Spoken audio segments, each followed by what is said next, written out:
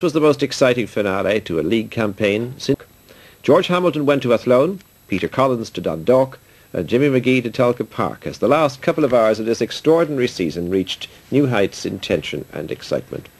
And in Athlone, a huge Derry crowd were in attendance, and Felix Healy was hiding his excitement pretty well, considering the pressure he was under. Well, I'm not so bad. Obviously,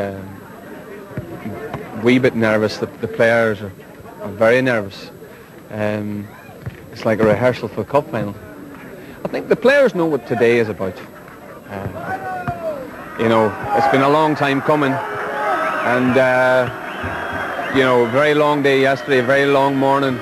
They just can't wait to get started. Well, the good news at Oriel Park this morning for Dundalk manager Dermot Keely was that his team reported fit and well, so they're at full strength for today's vital game against Galway United. The players know exactly what they have to do today. A win is essential for Dundalk if they're to maintain their chances of winning this year's Bord Gáis National League Premier Division title. But of course a lot will depend on the other results from around the country, most particularly in Athlone and back at Tulka Park. A short time ago I spoke to Dermot Keely. Because of the importance of this game, have you said anything different to the players than you normally do pre-match? No, we've really had the same team talk for the last 8 weeks. Just we dragged ourselves back in now. I think it's important that we don't think we've achieved anything yet. We've guaranteed Europe, but I think we would feel very badly today if results go our way somewhere else and we don't do the work here ourselves. Yeah, that would be the worst possible scenario, of course, as far as you're concerned. Well, especially for the players. I think they've acquitted themselves so well over the year that I would hate to see, I hate for anybody to say that, you know, when the crunch came, that they weren't up for it. This is Tulka Park, Shelbourne's last league warm-up of the season. 4 months ago, even the most faithful of Shelbourne fans couldn't have believed that it would come down to the wire like this. Then they only had their head barely above water towards the flooded basement. And yet, 4 days ago, they went to Derry, probable favourites to win the championship. But now, a bit like Dundalk, they're playing catch-up. It seems entirely appropriate in this remarkable season, when the championship has had more different leaders than a banana republic, that with 90 minutes to go, 3 clubs are still there in contention. Well, at least the players can get out on the field and get it out of their systems. But what about the managers? Colin Murphy, for instance, manager of Shelbourne. What are you going to do for the afternoon? How do you keep in touch? Well, you get your satisfaction in different ways. You get your satisfaction out of watching players improve individually, and you get satisfaction out of watching the team become more competent collectively. And I've said to the players before the game, look, you've won a prize. You're in Europe, and you've done it with a game to spare. Absolutely marvellous. You're still playing for the championship, and I reminded them of Sheffield United last year, that with 50 seconds to go, they were in the Premier Division. And with 30 seconds to go, they were in Division 1. Derry City set the most important match of their season in motion. A big crowd down from the banks of the Foyle for this one. Golden going in and McLaughlin.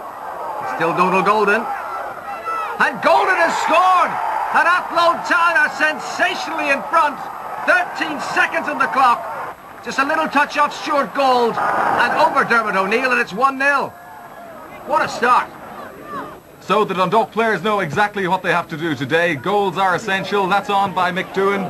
Peter Whitnell with the chance. Doohan again, and it's just over. So the first chance coming up to just 30 seconds of the game here at Oriel Park.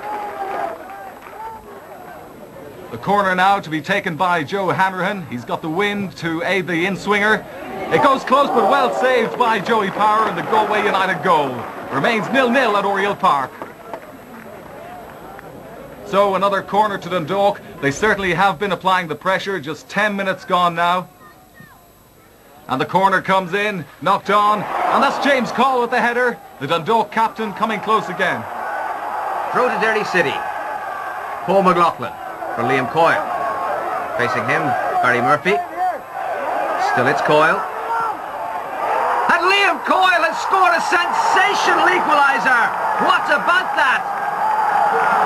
Well, it takes a player of the class and genius of Liam Coyle to spot an opening like that. He curled it wide of Shane Curran, and that's 1-1.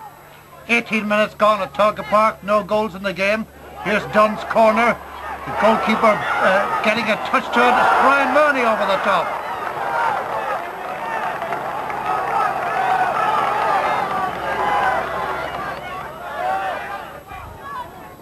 Well, Dundalk must be wondering what they have to do to score here today. Here's another chance. Oh, and just wide of the post again, it was McDoohan. Well, he came so close there to opening the scoring here at Oriel Park. They certainly deserve one at this stage. It was down to Whelan's well-floated free kick. Brian Byrne got the first touch, and then Doohan, and agonisingly wide of the post. So many radios being listened to at Tulka Park, keeping check on all of the games. That was John McDonald's clearance, flicked on there by Brian Flood. John Byrne, number 2 of Pat's, blocked down by Rutherford. Byrne and Rutherford, and yet another clash.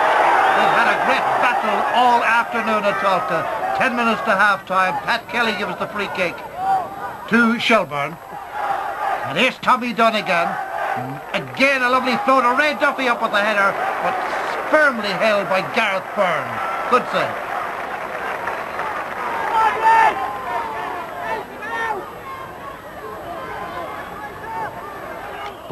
Coyle's equaliser offering Derry the platform to maybe go on and win this and win the title with it. But Athlon's defence has been resolute throughout. But here's a chance for Boudicca. Oh, and what a splendid save by Shane Curran. Well, Boudicca seized on the opportunity as the ball broke free. But what about this for a save? Boudicca's shot bang on target, but the Roscommon inter-county forward leaping to pull it away. Well, Dundalk have had at least 6 chances on goal, but it remains 0-0 here at Oriel Park. The ball cleared once again by the Galway defence. That was Mark Herrick getting in the clearance. It's back into the danger area. Punched clear by Power. Falls to Mick Doohan. Doohan gets it back into the danger zone. The keeper hasn't. No, he hasn't. And that's Anto Whelan off the post. Brian Byrne finishes it, but already the referee has blown for an infringement. Here we see the replay. We can see exactly what happened. Joey Power, who's been doing well this afternoon at Oriel Park. Mark Rutherford for Shelburne, coming more into the game now. Dunn feeding it back to him. Noel Murner goes across as the cover. It's not a bad-looking cross either. Comes off the head of young Ray Carlin. This is Brian Mooney, tricky on the ball. 2 good feet. Turning inside and out. Stephen Gagan trying to lay it on. But off the defender, back out to Flood.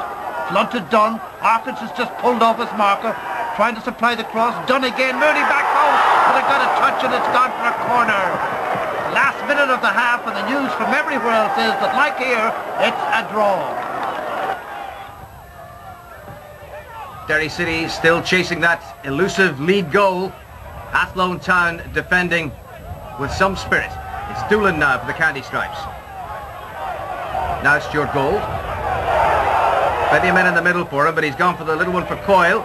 McLaughlin losing his footing, appeared to be tripped. The referee has a look. Oh, and Gerard Perry has gone for the penalty. Well, if this is to be the winning of the league, I'd have to say I think that's harsh justice. Coyle seemed to trip the defender who fell on the ball. So here's Stuart Gold, 37 out of 38 successes, but not the 39th time. Dismay for the Derry City president, Phil Coulter. Shane